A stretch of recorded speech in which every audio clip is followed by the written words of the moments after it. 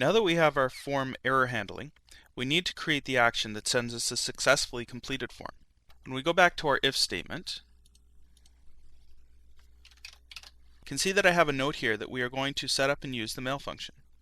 This is a built-in PHP function that will send mail to someone you specify with the content that you specify. So the first thing we would have to do is create the content that is going to be mailed to us. This is easy because it is the results of the form, but we want to put that into a variable that we can reference in the mail function. So what we did was start with the variable body. We proceed to fill that out. A note for mailing things: when you're creating the body, you need to use the new line character to denote a line break. If you don't use line breaks, your mail program will decide where to break the page, usually around 80 characters, and that can be very messy. So if you want to control the line breaks, you enter those in with a backslash followed by an N. The backslash, remember, is also an escape character.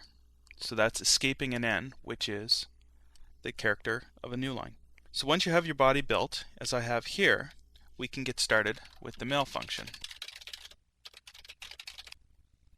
The first argument that the mail function takes is the recipient email. So we're going to set that recipient email to mike@realworldphpprogramming-thebasics.com. The second argument is the subject line of the email.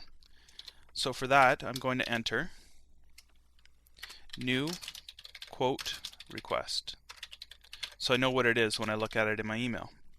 The third argument is the message body, which we have created up here. So all we enter in is the variable body.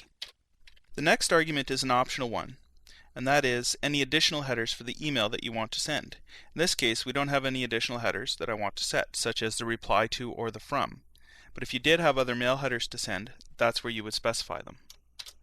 So we'll just close our mail function here, and that's it.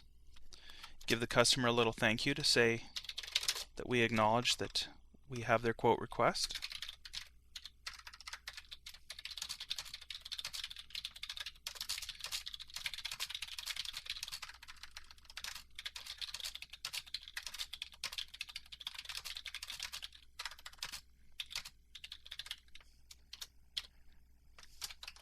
So let's test this, shall we?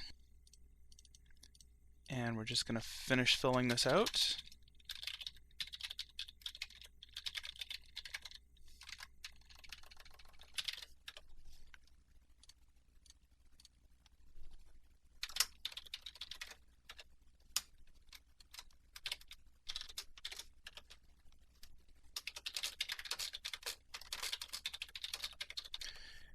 And now, when I submit that, so I've got all the required fields filled out, it should email that to me and give the customer a thank you.